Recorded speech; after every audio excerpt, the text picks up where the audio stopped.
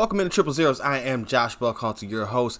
On tonight's show, we're going to be talking about the NFL Combine, quarterbacks in the headlines. We're going to talk about the Chicago Bulls and Chicago Bears. But first, we're going to kick off things with talk of playoff seeding. Of course, though, before I get into any of that, I need you to go ahead and hit that like button, that subscribe button. Share this, please. Also, follow me on Twitter at JoshGBuck. Hit up the Facebook page at Clocker Sports. Hit up the website, clockersports.com. And, of course, the email address is jukesandjumps@gmail.com, or you can hit up 000 no e's at gmail.com.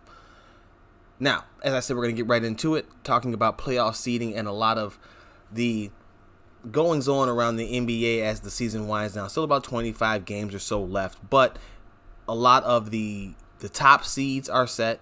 We know that it's going to be the Bucks and likely the Lakers in the West. We know most of the field.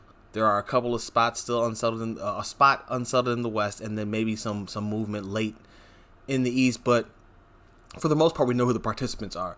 And I don't think there's too many surprises. One surprise, I have to get this one out, is my pick for the Eastern Conference Finals representative, the representative for the finals from the Eastern Conference, the Philadelphia 76ers, doesn't look like they're going to be getting there. They are without Joel Embiid. They are without Ben Simmons. The injury bug has caught up to them. They were already a team that was living off of a very thin roster as it was, and to see them now without their main guys is not a good thing. Now they are rumored to be getting closer to getting Embiid back than Simmons, but I'm not sure that either one of them is going to be. Without both of them, they're not going to be able to make it happen. We saw them put on a pretty good effort over the weekend, but with Tobias Harris leading the way and a really shocking effort against the Houston Rockets from one Shake Milton, but it just wasn't. There is just not enough there with the Sixers if they don't have Ben Simmons and Embiid, and this is not an and/or situation. They need both of them, despite the people who want to say that you got to break those guys up. Regardless of if that's true or not, Philadelphia is not going anywhere without both of these guys healthy and on the floor. So that was my pick to make it out of the East, and all I can say about that is, well, the Bucks are clearly the Bucks are better than anybody in that conference. I don't know why that was hard to see before, but I mean, you know, they didn't really seem like they improved. It seemed like they got worse losing Malcolm Brogdon. Wesley Matthews would come in there and fit in nicely, but they just have the best team. Nobody else in the East got good enough to close that gap. The next best team the best team was the Raptors. They lost their best player, and for all of their efforts, they're still not a championship team. The fact of the matter is, you look at teams, and I kind of see this with the Celtics, who've actually caught up to the Bucks of late and could possibly take over that second seed as we wind down. Like I said, 24 games left in the season. If you see a lot of these teams like the Toronto Raptors and the Boston Celtics, where they're really good teams, they're really great units, and they're better than the sum of their parts. But even their best players, and you could say that's Jason Tatum and Pascal Siakam are superstars, but I think they're more realistically described as being stars who are on the verge of superstardom. Now, of course, the playoffs are where legends are born, and they can always rewrite their trajectory there, rewrite their history books for sooner rather than later there. But I just think that we're kind of jumping the gun, assuming that these are teams that could take over the star power that the Bucks have in Giannis, the reigning MVP. Now, again, these are really good teams, and Brad Stevens is better. I've always said better with teams without superstars than teams with, but I don't think that you can overlook the fact that Jason Tatum and Jaylen Brown are probably the first and second best player. Depending on how you want to see Kemba Walker in that mix, I don't think that you could say that team is better than what the Bucks have right now. And without Al Horford, especially to slow down Giannis, there's just nothing that they're going to be able to do when it comes down to that matchup, should they be the ones to make it there. Now, well, they would face them in one of the early ones before the finals. Now, you have the Miami Heat, who have a very similar home record to what the Bucks have. You know, the Bucks have had that great. I think they've only lost 7 games or something like that at home. You have the Heat, who've lost only 6. The Heat can win that first round series if they end up playing the Pacers, who are still trying to kind of find their way. They're a really good team, but I think they'll be a better team next year. But the Heat can take a home series if they can get their guys back healthy. I'm just not sure that, again, no matter who you're looking at, 2 through 7, 2 through 6, because 7 and 8 are up for grabs to sub 500 teams. I'm not sure that there's any team that can even remotely challenge the Bucks. So I think it's the Bucks in the finals this year. After this whole thing started off with me talking about how Philly is no longer going to be a viable option for me going forward. I'm going to have to put my stock into something else, and it's going to have to be the Milwaukee Bucks, because I just don't see there being any other team in that conference that's going to be able to challenge what they're putting down with Giannis, who's looking like he's gunning for another MVP and is getting fueled on by James Harden, who can't seem to get past the MVP conversation. I've harped on this for a while, because if you follow, you know I'm a big fan of the Rockets and what they've tried to do with Russ and Harden. I'm a big fan of Russell Westbrook's my favorite player in the NBA. Now, I'll root for him no matter what situation, and I'm rooting for this to work out. But it's hard to kind of see. It's hard to not see and not feel like there's no way they're going to be able to make it if this is where the focus is. And when you keep hearing Harden talking about how he feels like he's getting jilted. Now, granted, there's a poll up, or a NBA MVP ladder poll up that doesn't even have him in the top 5. That's absurd. Not even going to argue that. That's ridiculous. So I'll give him that. But as far as it constantly being something that he mentions, I think that kind of needs to go away. And not because he can't think about it. That could be your focus. But you're definitely not going to get it if you're out there championing for it, because there's a difference in being confident and sounding like you need a little bit of humility, or like you're whining almost. It sounds as though he's complaining about something that it shouldn't be the focus. Now, Giannis will go out there and say he wants to be the best player, but he's not going out there saying he wants to be the best player so he can win the MVP. Harden is going through saying, well, I'm scoring 30, I should be the MVP, but they're giving it to this guy because of media. There's a difference in the messaging here. There's a difference in the presentation. Now, they could be both doing the same thing and going for the same exact goal, but the way that they've gifted it to everyone makes it much more palatable coming from Giannis than the way Harden is presenting it. And I think that anybody should just be like, look, just chill and let it be, because he's hooping. He had been hooping. The team is hooping. Russ is hooping. Russ is shooting a career high from the floor right now. I just had to throw that in there because that's my boy. Had to go ahead and get that out and make sure that everybody was well aware that Russell Westbrook is thriving in this situation. That people said, oh, well, Chris Paul couldn't get it done. Now, I know we haven't hit the playoffs yet, and we'll see what happens when they do. But I just think that it's a surprise what they're doing, and they could be doing so much more if the focus wasn't, because they're playing the ultimate small ball. They're taking what the Warriors did and trying to concentrate it even more so. But you can't let the focus come back to individual stuff when you have so much at stake for the team. Just saying. Now, maybe that's just the way he gets focused and it won't affect him on the floor. It's just a bad look more than anything, and I think that that's probably what's the worst of it. Now, that does bring me to another question, though, because you have what the Rockets did. I just talked about how the Boston Celtics and the Toronto Raptors are a superstar away. Now, they could be on the verge of creating their own, but they're right now, in my opinion, a superstar away from being true championship contenders. And I think that you kind of have to put the focus. It's similar into the Western Conference, where you have teams, or a team in the Denver Nuggets, who's sitting up there in second in the West. But I think if it came down to a 7-game series, is going to be food for one of the LA teams and maybe even the Rockets. I think we saw something similar last year with the Portland Trailblazers, where they were a really good team, and Damian Lillard is a superstar, but he's alone in that category. Whereas you had Steph, KD, you still had Clay and Draymond. You know what I mean? You had the varying levels of stardom on that. Where you don't have that with Denver. Jokic is a star. Is he a superstar? I think so. Amongst the basketball heads, he might be considered there because of all the things that he can do. He's such a versatile player. The Joker is a bad man. But I'm not sure that you qualify him as a superstar player. And I think that that's what ends up ultimately... I don't think. That's what I know. is what ultimately gets you to where you're trying to get to in the playoffs. There's such a wide gap in the talent level between superstar players and star players even that I think we kind of misunderstand. And I think that's part of why we see a team like the Raptors doing so well this regular season, but we will see them fall short when it comes down to it in the playoffs. If you don't believe that Kawhi Leonard was a difference maker, we'll wait and see until the playoffs come around and how the Raptors fare when it comes down to a matchup with them and Giannis. I just don't see it going the same way, not because you need those kind of guys to ultimately take over. We know for the longest time the adage has been in basketball that the team with the best player on the floor usually wins. And you do that by having superstars, multiple. That's why the whole Big Three era began. Really, it's always been around. Why it began in earnest in the recent times, because players more or less realized that you kind of had to get more ammo.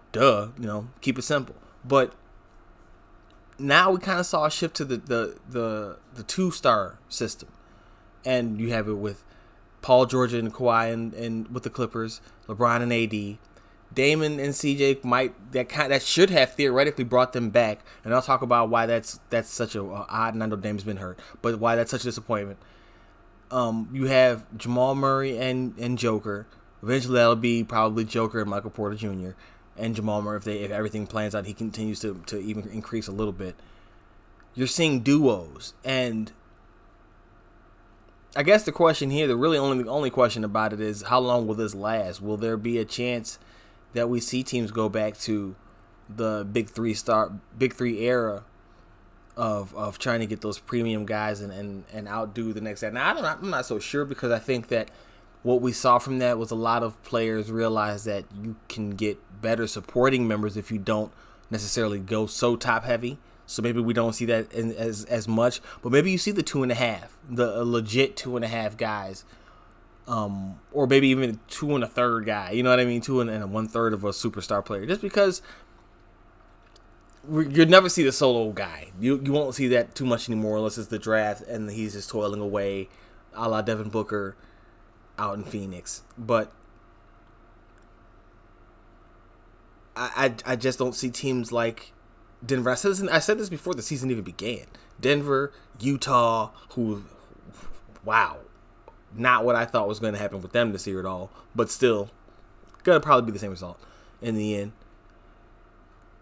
Toronto, Boston, they're really good teams. But when it comes down to it in the playoffs, you need a superstar to take over. Now, again, especially with Boston and Tatum, and Siakam has done some too. We've seen Tatum do it in the playoffs. I think that there's a chance that you could see them become superstars, and so same goes for the West teams. But as it stands right now, if it's Giannis versus anybody in the East, I'm taking Giannis.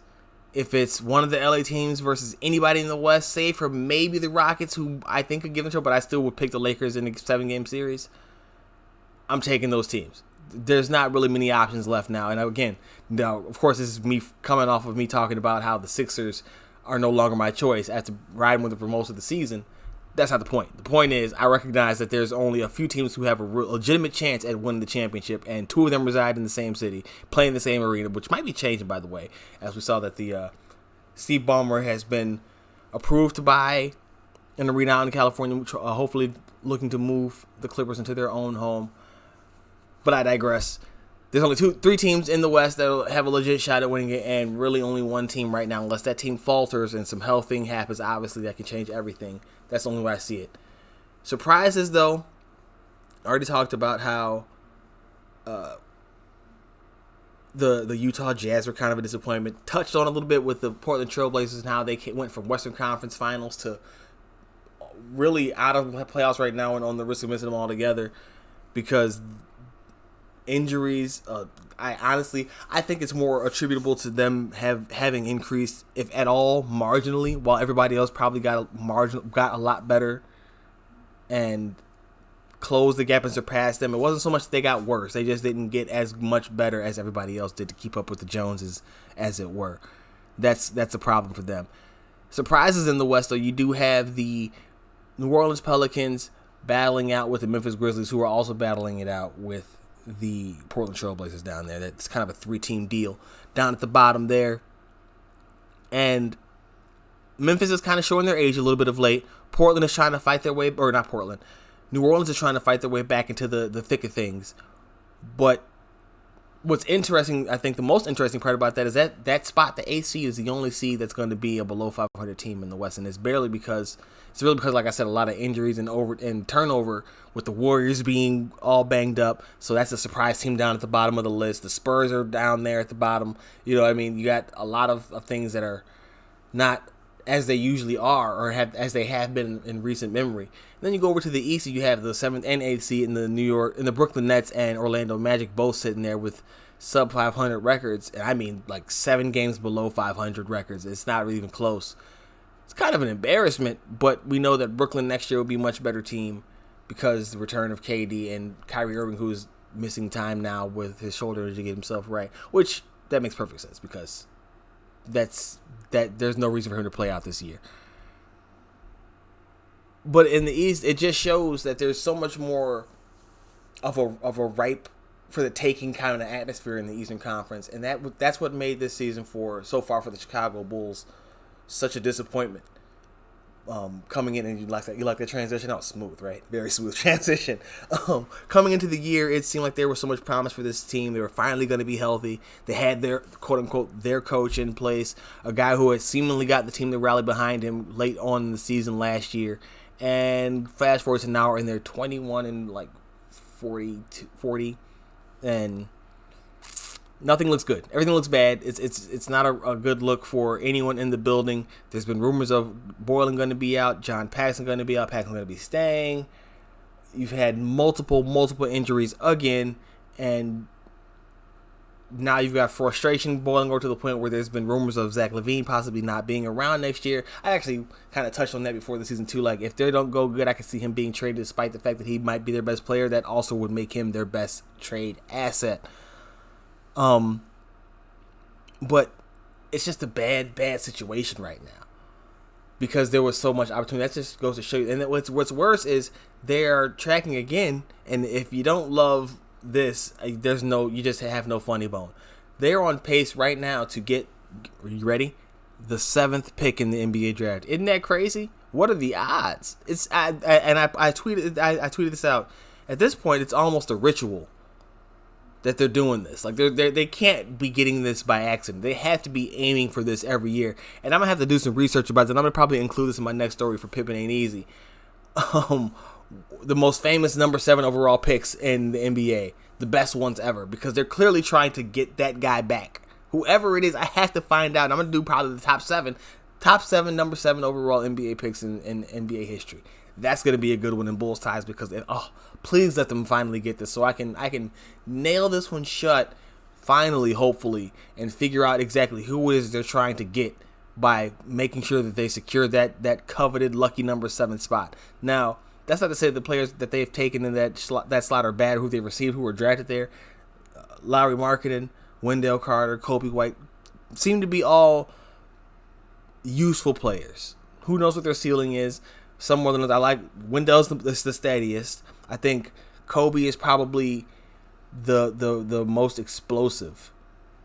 I don't know about ceiling. Lowry probably has the highest ceiling, but I'm not sure if that was a real ceiling or a fake one that he was kind of showing because nobody expected anything from him.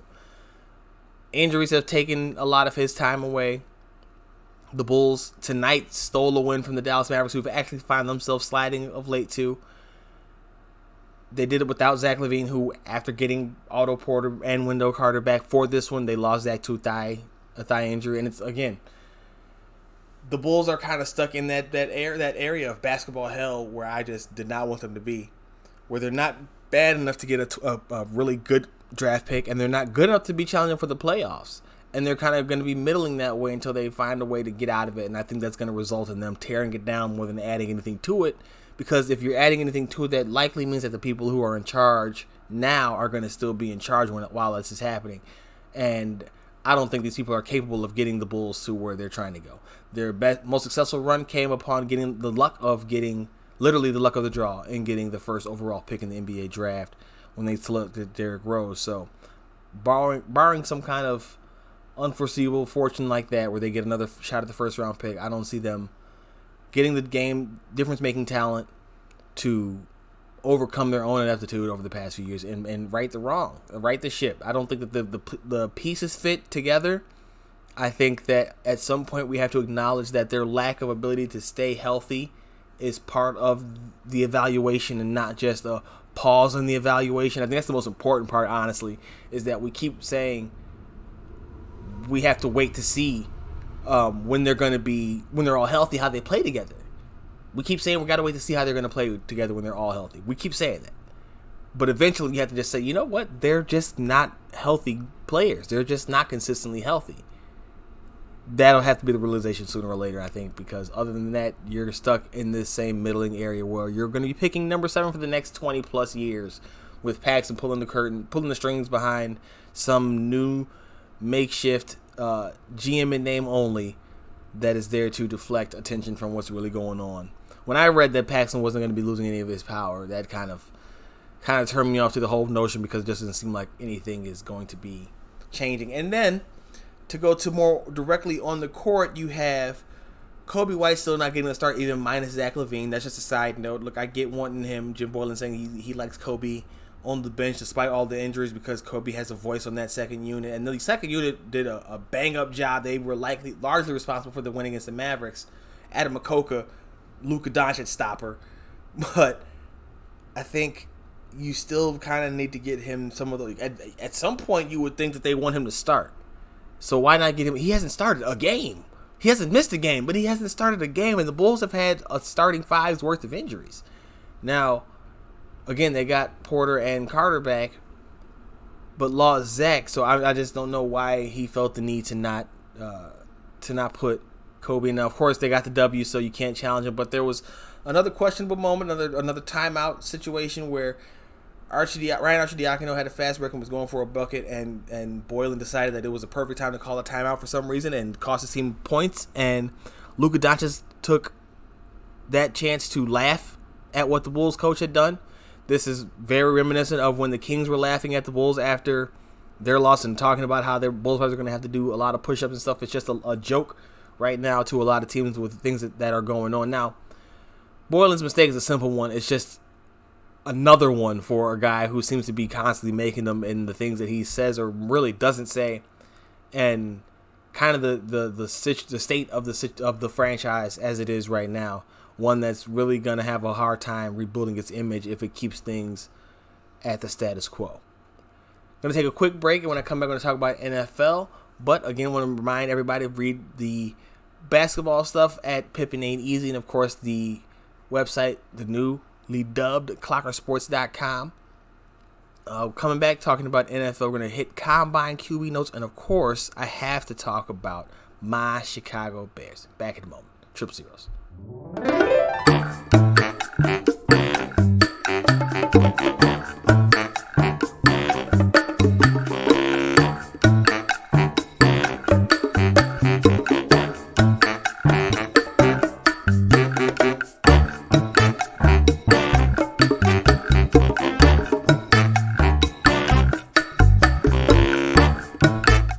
Back now on Triple Zeros and switching gears to the NFL. The Combine was this past weekend, and man, there was a lot of things happening, a lot of movers and shakers, literally guys running blistering speeds and things of that nature against a lot of air. Now, I am a fan of the Combine, but I am not one who can sit and watch the entire Combine, because it's almost like watching a golf tournament, but no one's really a winner until you, like, it's weird. It's weird. I can flip in and out, but I can't watch the whole thing. Now, I do love to check out the highlights, and of course, you follow up with all the major stats and everything that happened.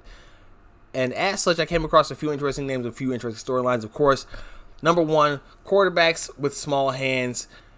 There were measurements for Joe Burrow out of LSU coming in with less than stellar size, less than 9 inches, and of course, he was talking about, oh man, I guess he's going to retire right now with his smaller than preferable hand size. We know that that's a really big deal with the NFL. A lot of the success for Russell Wilson has been attributed to his hand size. Same with Brett Favre. Just saying. Not saying it's nothing, or not saying it's something, but it probably isn't nothing. Jared Goff has small hands. He's had some fumbling issues. Just saying. Rex Grossman had some fumbling. Just saying. Might not be the biggest thing. Now, I'm a Joe Burrow fan. But, and I don't think that it'll be that big of a hindrance, but it's not nothing. I'll say that. It's not. When you're getting hit, there has to be moments where having a larger hand can come in handy. Other than that, you had really fast humans. And aside from wide receivers like Jerry Jeudy, who ran a 4.27, and Gabriel Davis, who did the same thing, 4.39, I believe, for Davis. You had Isaiah Simmons from Clemson, the linebacker, really the Swiss Army knife, as he would call himself, a football player. When asked what position he plays, he says defense. He ran a 4.39 at 6'4". Now, listen, that's a big man, and he's flying around the field. Somebody's going to put him at weak side and let him just go get the ball, and it's going to be magnificent to watch. I'm not sure if he has the frame. I don't think he really does have the frame to be a pass rusher per se, but he could be a guy who's kind of freelancing and roaming and has the ability to rush the passer should his assignment not be going out. He'll probably be on a lot of running backs and stuff if he's tasked with being in coverage, and tight ends. If the tight end's blocking or the running back is blocking, I could definitely see him trying to make his way to a quarterback though. And that 4.39 at that size, that is impressive. Now, it gets bigger, and when I'm talking about the platitudes, the accolades, the people also get bigger. Offensive lineman Tristan Wirfs and Mekhi Becton both had stellar workouts. Wirfs jumped higher than Ezekiel Elliott. Wirfs and Becton both shut down the combine and came through with stellar numbers. Wirfs ran a 5.40, 5.1. Some of them had sub 5 at 6'7", 364 pounds. That's a big man. Okay, and then you had Tristan Wirfs coming in and bench pressing 24 times, breaking Trent Williams' record from back in 2004. Listen, it's just a really big combine. These guys are massive people, and they were moving. And just go watch the video. It's kind of hard to do them justice just giving you the numbers, and that's why I'm having a hard time just giving them to you, because I can read them, but it's not really serving it. And hearing it out loud lets me know that it definitely doesn't serve justice to watching what these two do, especially Becton when he was moving at that 6'7", 364 and moving. And then Wirfs, just a strong man at about 6'4", and he was doing his thing, doing agility drills. Like I said, he had a higher vertical than DeAndre Hopkins, a longer broad jump than Ezekiel Elliott, and he's 6'4", 300 and some odd pounds. These are big men moving. These are massive human beings. And of course, as I already led off with, there were some QB updates, of course, being tossed around. Some of the rumors that we heard earlier, some of the guys with ties to my beloved Chicago Bears, who I'll talk about in a moment. But you had Cam Newton is supposedly now staying put in Carolina. He had his, they love to use the word cryptic whenever they talk about it on social media, but it wasn't really cryptic. It was kind of direct, actually, saying that all he really wants was commitment. And I can understand that from the Carolina Panthers. He's been kind of left out there in limbo, where you've heard numerous stories back and forth about what they want to do. Suggesting from him, sounds like they haven't really reached out to him to let him know what's going on. They should probably do that. Maybe they don't know, but they could even say that. We're just not sure at this point. That probably would go a long way, I think, with him to just having that kind of transparency. In other news, you had Phillip Rivers. There's mutual interest between he and Indy. Now, I had been one who was pegging him to go to Tampa with his move to Florida and things of that nature. It just seemed like a perfect match. But rumor is now that he could be heading to Indy, and there's mutual interest there. That's a good matchup, too. I'm not going to argue with it. I would think that he's a little bit more risk taker than is preferable for that system and what they've tried to run, but that could have just been a function of who they had under center. And with Rivers, I'm pretty sure, there's no reason not to. You would allow him to sling it as much as he would need to, but they've done so well with building around having a controlled system and running game implemented into what they do. That just seems like I would think Brady before Rivers, and I don't think Brady either. That's just it was an interesting development for me to hear it be so solidified like that over the weekend. And then speaking of Brady, there was rumors. Julian Edelman says that he's staying put. Now, who knows?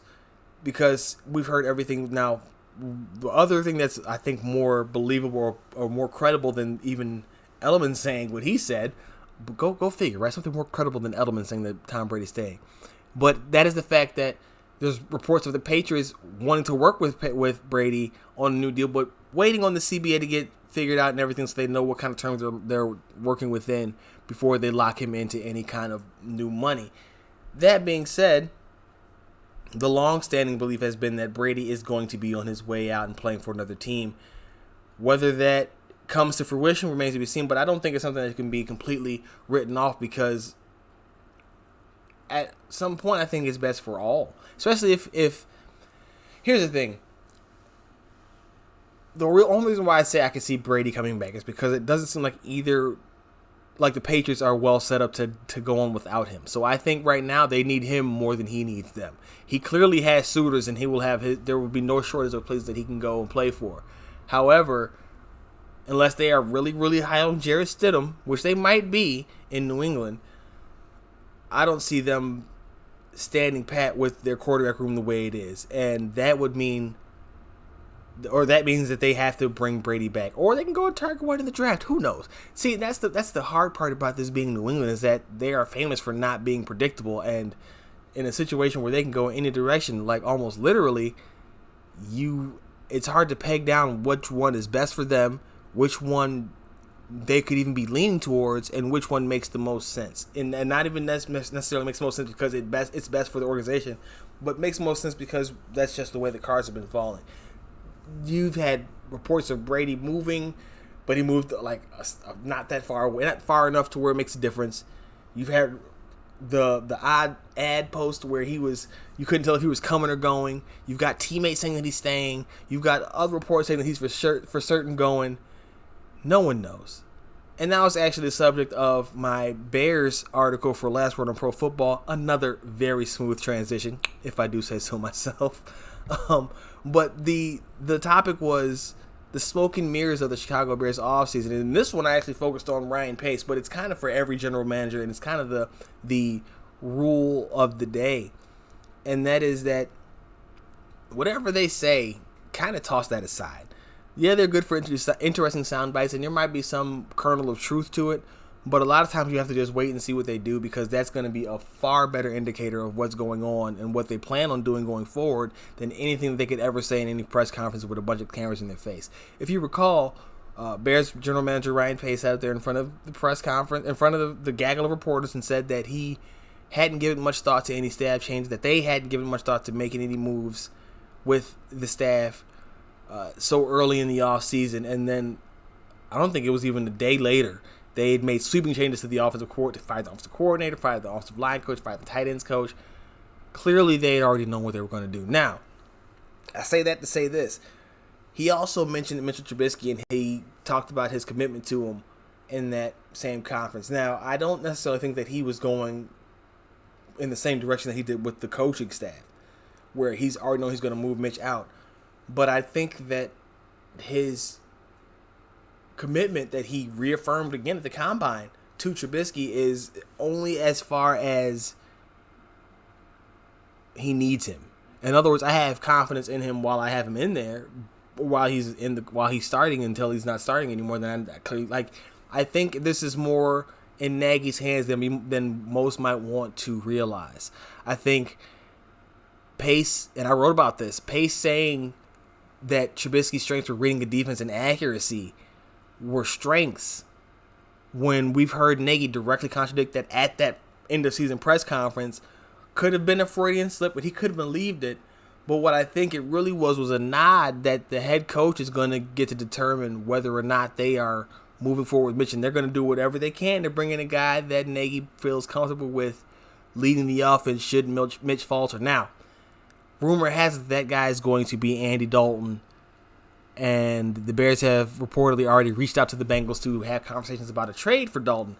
If you've been following, and I know I missed last week, but if you've been following before that, I've been talking about, I am not of the belief that that's going to get it done. Now, do I believe Dalton will perform better than Mitchell Trubisky? I sure do. Do I think that that's enough for the Bears to make any type of noise in the postseason? I most definitely do not. And I know there's going to be people who say, Well, Andy Dalton didn't have a team around him, a great team around him in Cincinnati. It's the Cincinnati Bengals. And I am definitely a proponent of mentioning the organization that a player happens to play for when talking about their success. But Dalton's turnovers are his own. His propensity for them, that's his fault. That's his burden to bear. Bringing that to the Bears does not change, especially with the other issues that they've had. They still have offensive line problems. They haven't had a running game, and as of right now, they have one offensive weapon and one consistent one in Allen Robinson. Now, the assumption is that they're going to address that in the draft, but in free agency, but we don't know right now how that's going to shake out. They've been linked to Austin Hooper. That'd be a good one to go, a good start, a traditional tight end, and then honestly, if you bring in Hooper, and if they somehow manage to keep Trey Burton too, that's actually the ideal setup and what I think they had in mind when they brought Burton in the first place, is have him playing the off tight end role, the move tight end role. He didn't necessarily get to do that because they missed on Adam Shaheen, but that's a small school prospect. And then Leonard Floyd's status was another thing that came up, and that was in mentioning Dalton, is that Floyd could be a potential trade chip and trying to go get a quarterback, a Dalton, which might be a little bit too steep if you try to having to give up Floyd and the draft pick for Dalton, but you might want to do something like that for Derek Carr. I always call him David. For Derek Carr. Is that what you have to do for Nick Foles? I'm not sure, but that contract, they might want to be able to work with you on that deal. Dalton too. Dalton's like a $17 million cap hit. That's not cheap. Carr too. And see, I gotta digress really quick before I finish out the Leonard Floyd part. And honestly, this is kind of part of it. If they're going to move him for one of those guys, and you're bringing in a 17 to 20 some odd $1 million cap hit. Now, granted, Carr gives you some flexibility because you can get out of his deal next year for minimal loss. But trading for Dalton, you know you're not going to have. He's not a long-term solution. So why waste the capital? Why waste any player? Why do that? What I don't understand the benefit of that. I know you want to maximize your defense and win now. Maximize your ability, your Super Bowl contender window, which doesn't exist. Because it literally exists in a vacuum. Each year is in a vacuum. You can be consistently good and have a good starting point, but you have to improve upon that base every year in the right areas and capitalize on opponent weaknesses and all the right things and have a few lucky breaks even. So, saying that you want a veteran because that and getting a Dalton because he fits with that theme is a fool's errand. If you're going to go out and trade for Derek Carr with the flexibility, with the ability to get out of that contract, with the youth still in his prime, who's had seasons similar to Dalton in terms of the peaks, and then has had better seasons in terms of protecting the football than Dalton has had in, I think, damn near any season he's ever played.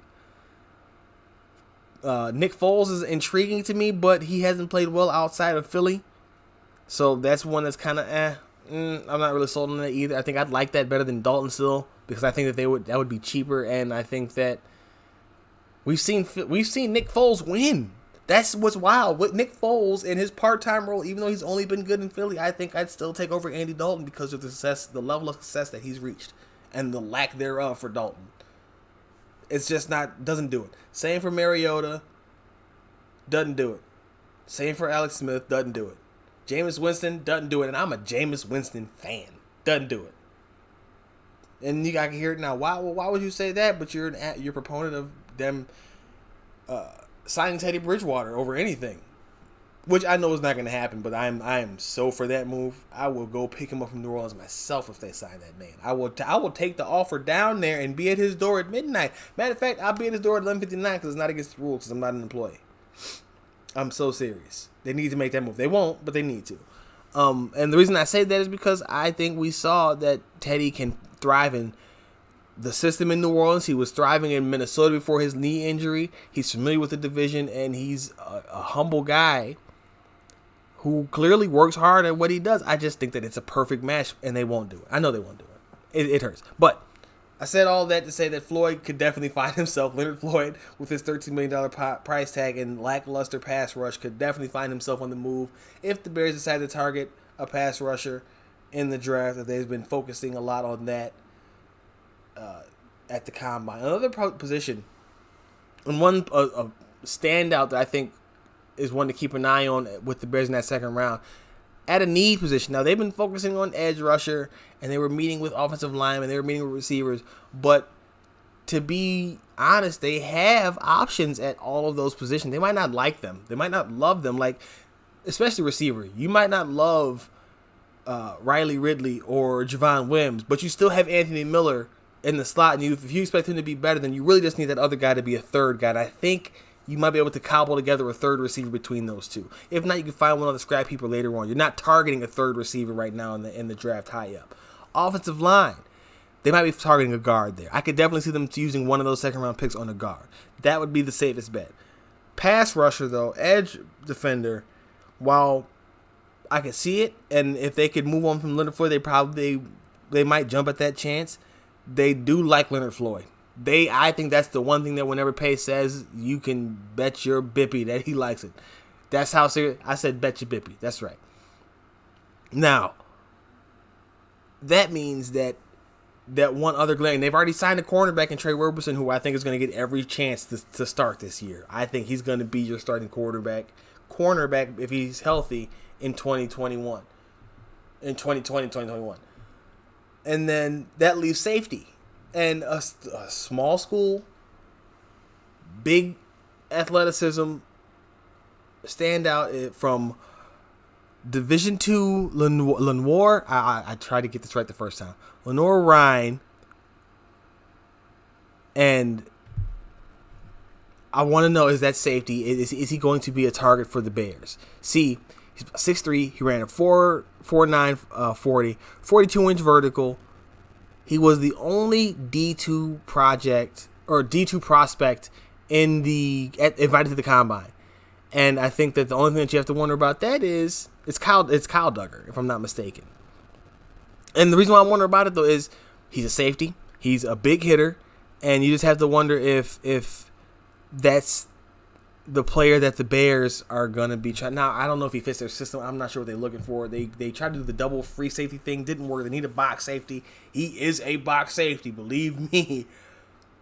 You just wonder if he's able to, if that's the guy that they would be looking at with that pick. He's a small school dude, has some athleticism. He didn't run what he wanted to, even though he ran a 4.49 at his size, which is pretty good. Again, he's got that 42-inch vert, 134-inch broad. Is that a guy they go to look at? That's just out of the box, because I don't think they're going to go. I don't think they're picking a quarterback, a second-round pick. I think they want a veteran, and if they're going to go quarterback, it'll be a first-rounder next year when this thing goes to crap. Because I think that's what they're banking. They're going all in, quote-unquote, around a veteran group, and any positions added in the draft would be skills or need. And hopefully both. It's an interesting. It's still early. Still very, very early in the process. We haven't even hit March yet with free agency, anything like that, or hit into the free agency period of March yet. A couple of weeks away from that. When we get there, we'll get a clearer picture of what they're trying to do. But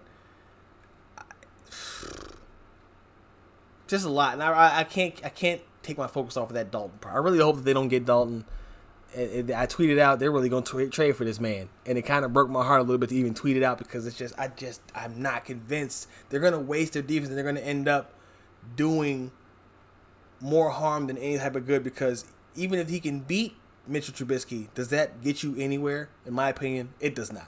And that's basically what I was saying as much in leading up to this one, but I think the picture is clear now, as I wrote for Last Word in the Last Word on Pro Football, that smoke and mirrors is part of the Bears offseason. Everything Pace says, kind of just wait and see. Basically, you can almost even believe the opposite, but you definitely don't take what he says at face value. So we'll see what that means for the quarterback position and what that means for Trubisky, but I definitely believe that'll mean there is going to be a veteran, legitimate threat. And that's, I have to say that. I will say that I commend them for leaning or trending towards bringing in serious competition. I might not like Andy Dalton in terms of how good he actually is, but I will admit that's legitimate competition for Trubisky. That definitely is. Now, where that ultimately gets him remains to be seen, but I'd have to admit that would be a surprise that I didn't necessarily think they would follow through on. That's going to do it for this episode of Triple Zeros. Again, follow me on Twitter at Josh G. Buck. Hit up the Facebook page at Clocker Sports. Check out the website, the new website, clockersports.com. Of course, read the stuff, lastwordonprofootball.com, pippinainteasy.com, and of course, you can find my blog and every other writer that's on the site at clockersports.com. And of course, until the very next time, you already know what it is. I think it's time for the horns.